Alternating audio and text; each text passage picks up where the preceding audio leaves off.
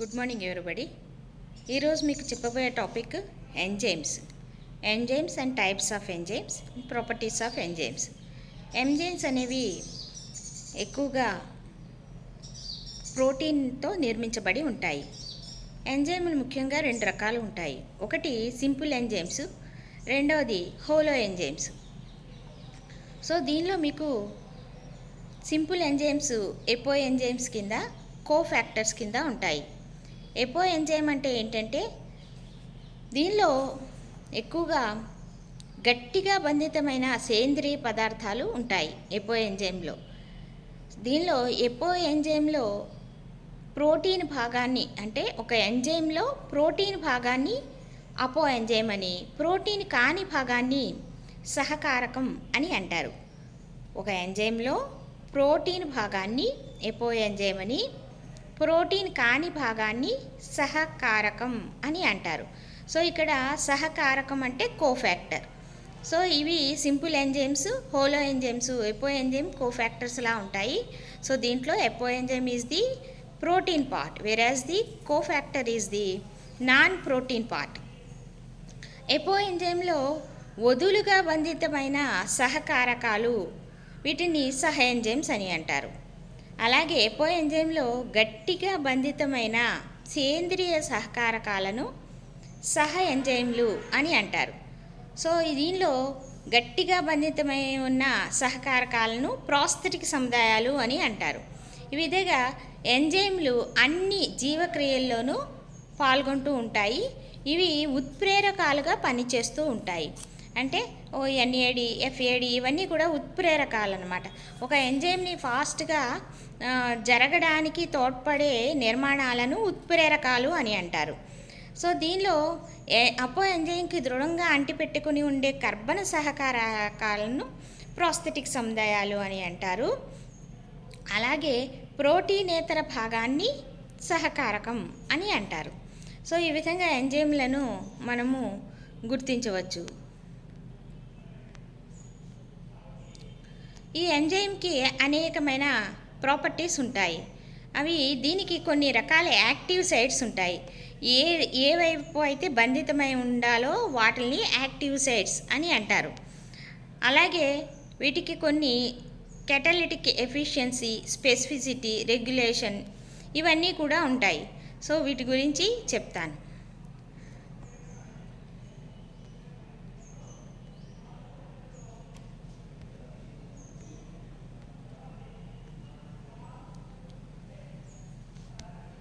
So ఇక్కడ enzyme యొక్క మెకానిజాన్ని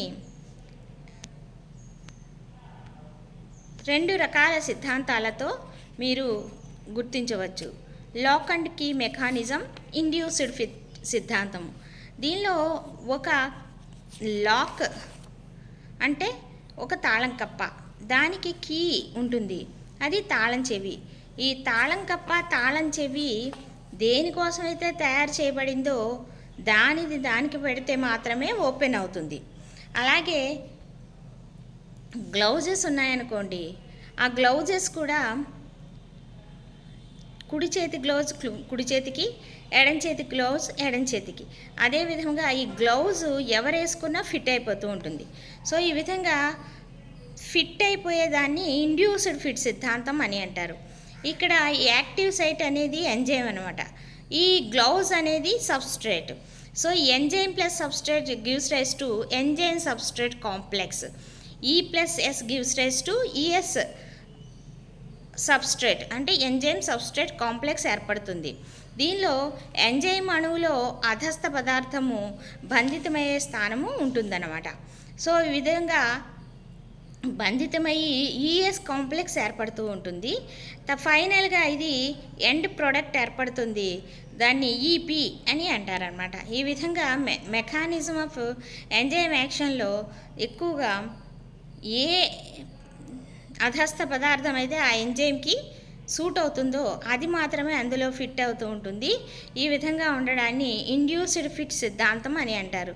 so ఇక్కడ డిఫరెంట్ షేప్లో ఉన్న సబ్స్ట్రేట్ ఉన్న ఇక్కడ ఎంజైమ్ ఈ షేప్లో ఉంటే దాన్ని ఫిట్ చేయగానే ఆ షేప్కి ఒదిగిపోయి అది ఈఎస్ కాంప్లెక్స్ కింద మారుతుంది. అదేవిధంగా తాళం కప్ప తాళం చెవి పరిశోధనలో కూడా దేనిలో ఏ తాళం కప్పకి ఏ తాళం చెవి అయితే ఫిట్ అవుతుందో అది మాత్రమే దానికి ఫిట్ అవ్వడం కూడా జరుగుతూ ఉంటుంది. సో ఈ విధంగా ఇండ్యూస్డ్ ఫిట్ థియరీ ఇక్కడ మీకు కనిపిస్తూ ఉంటుంది. సో ఇక్కడ ఎంజైమ్స్ అనేవి తాళం కప్ప తాళం చెవి పరికల్పనని ఎమిల్ ఫిషర్ అనే శాస్త్రవేత్త తెలిపారు. అలాగే ఇండ్యూస్డ్ ఫిట్ సిద్ధాంతాన్ని డాక్టర్ ఈ కోష్లాండ్ అనే శాస్త్రవేత్త తెలిపారు. సో ఈ విధంగా మెకానిజం ఆఫ్ ఎంజైమ్ యాక్షన్ అంటే మెకానిజం అంటే ఎంజైమ్ యొక్క యాంత్రిక విధానాన్ని మనం తెలుసుకోవాలి అంటే దానికి మనకి తాళం కప్ప తాళం చెవి పరికల్పన అది ఎమిల్ ఫిషర్ తెలిపారు. దాని విధంగా తెలుసుకోవచ్చు. అదేవిధంగా ఇండ్యూస్డ్ ఫిట్ సిద్ధాంతం డేనియల్ ఈ కోష్లాండ్ తెలిపారు. దాన్ని మీరు కూడా ఇక్కడ డయాగ్రామ్లో చూపించిన దాన్ని బట్టి మీరు అబ్జర్వ్ చేయవచ్చు. ఈ ఎంజైమ్స్ అనేవి అన్ని ప్రోటీన్లే.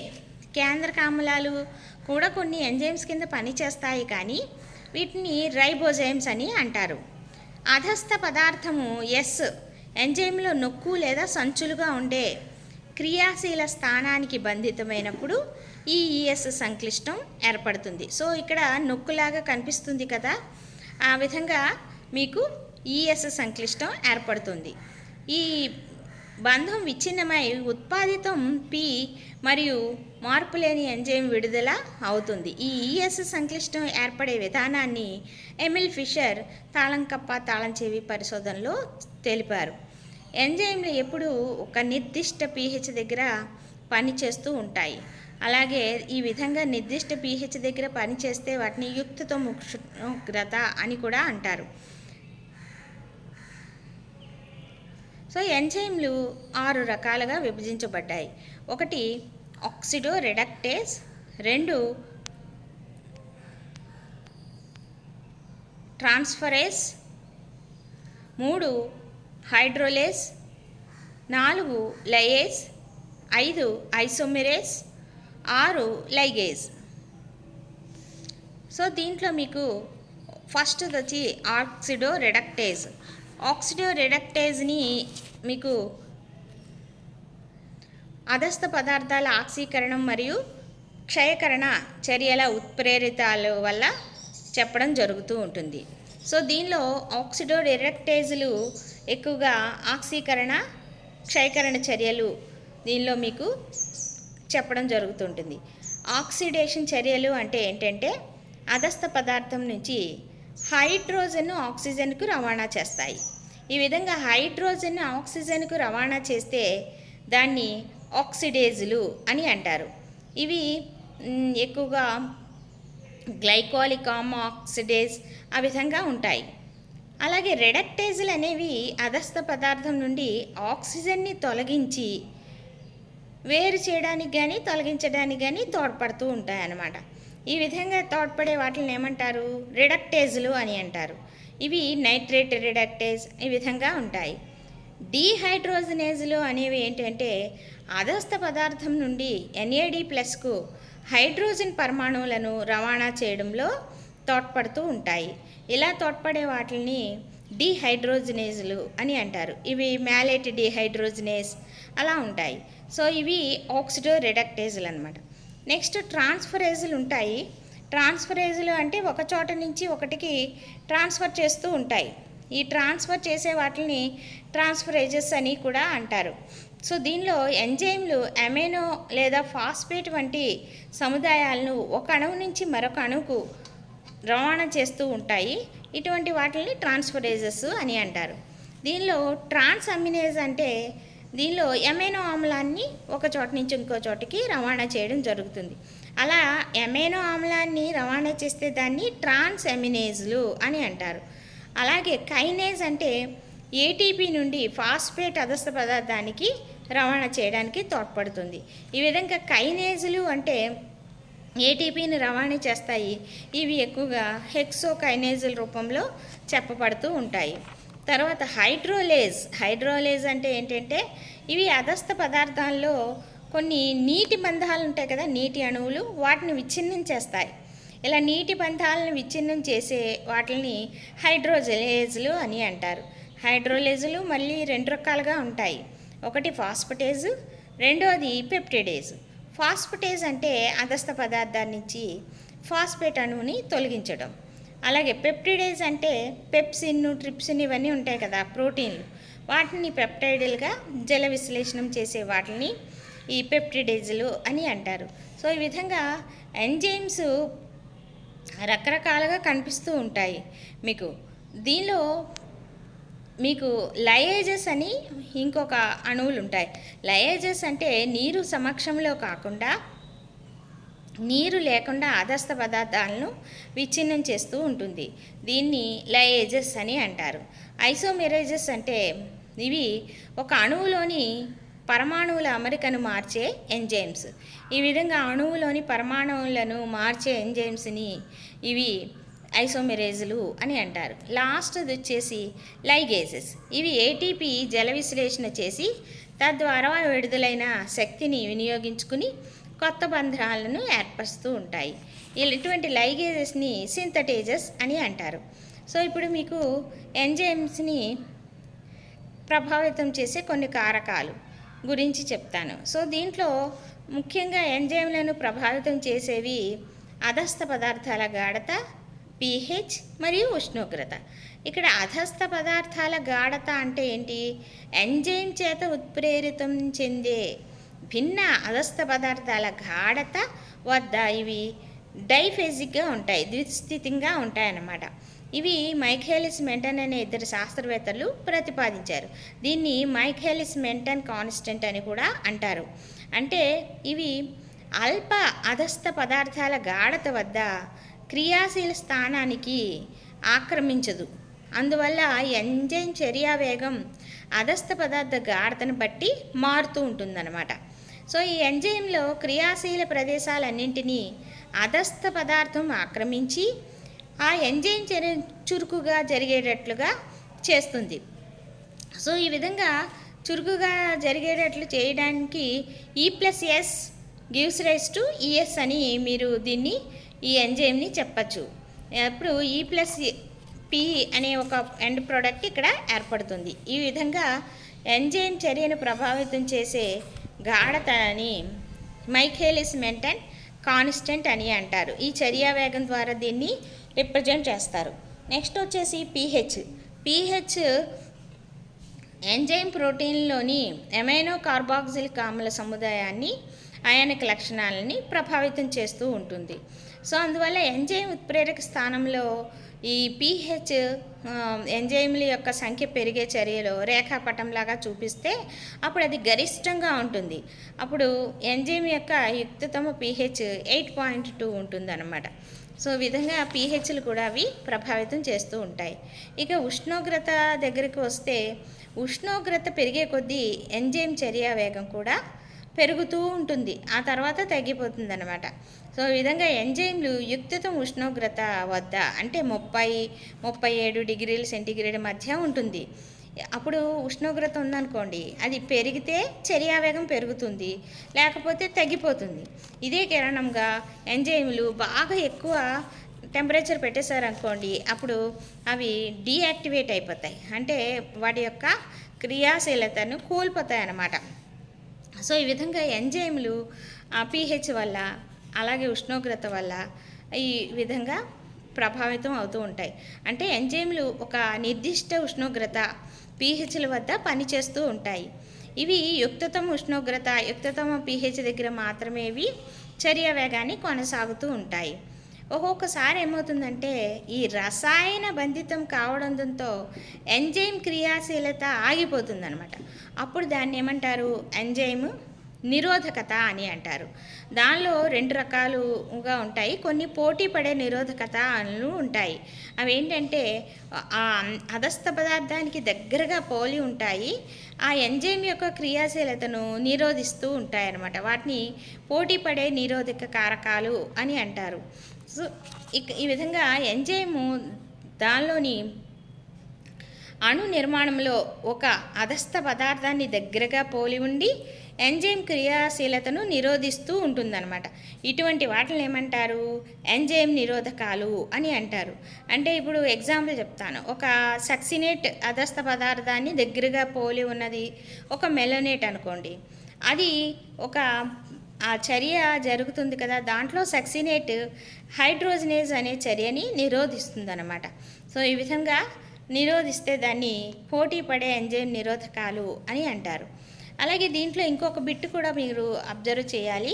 అది ఫీడ్బ్యాక్ నిరోధకత అంటే ఏమిటి అంటే ఇక్కడ ఏమవుతుందంటే వరుసగా గొలుసుల్లాగా జరిగే ఎంజైమ్ ఉత్ప్రేరిత చర్యల్లో అంత్య ఉత్పన్నం జీవక్రియలోని హోమియోస్టాటిస్ నియంత్రణ భాగంగా మొదటి చర్యలోని ఎంజైమ్ని నిరోధిస్తే దాన్ని ఫీడ్బ్యాక్ నిరోధకత అని అంటారు.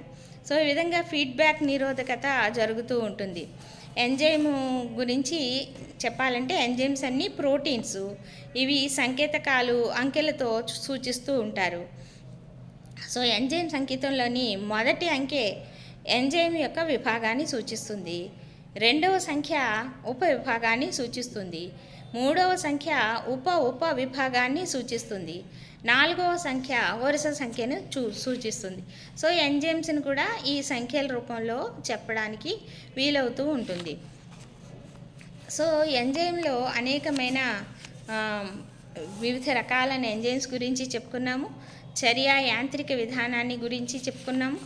అలాగే ఎంజైమ్లో ఫీడ్బ్యాక్ నిరోధకము అంటే గొలుసుల్లాగా జరిగే ఎంజైమ్ ఉత్ప్రేరిత చర్యల్లో అంత్య ఉత్పన్నం జీవక్రియలోని మొదటి చర్యలోని ఎంజైమ్ను నిరోధిస్తే దాన్నే ఫీడ్బ్యాక్ నిరోధకము అని అంటారు అని చెప్పాను.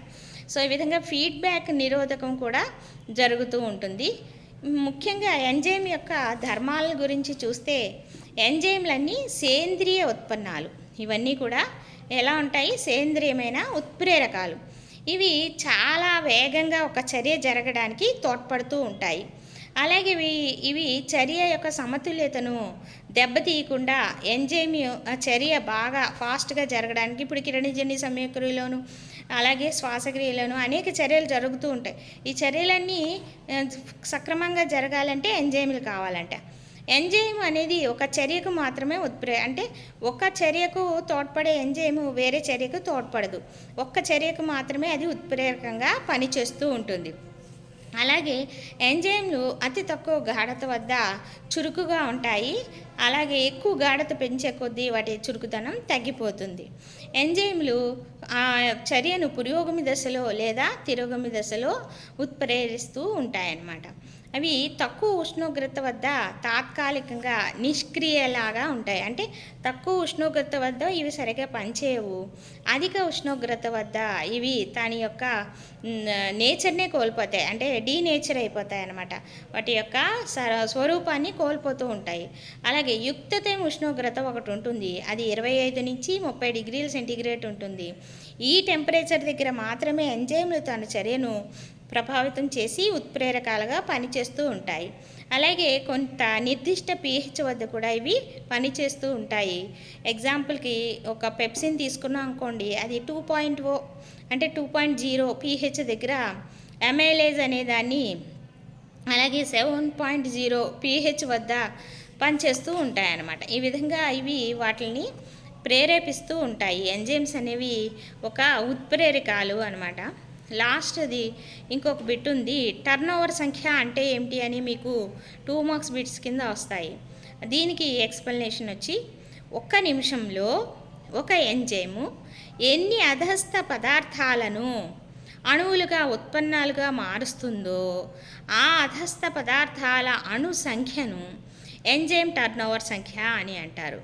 మళ్ళీ చెప్తున్నాను, ఒక నిమిషంలో ఒక ఎంజైమ్ ఎన్ని అధస్థ పదార్థ అణువులను ఉత్పన్నాలుగా మార్చగలదో ఆ అధస్థ పదార్థ అణు సంఖ్యను ఎంజైమ్ టర్న్ ఓవర్ సంఖ్య అని అంటారు.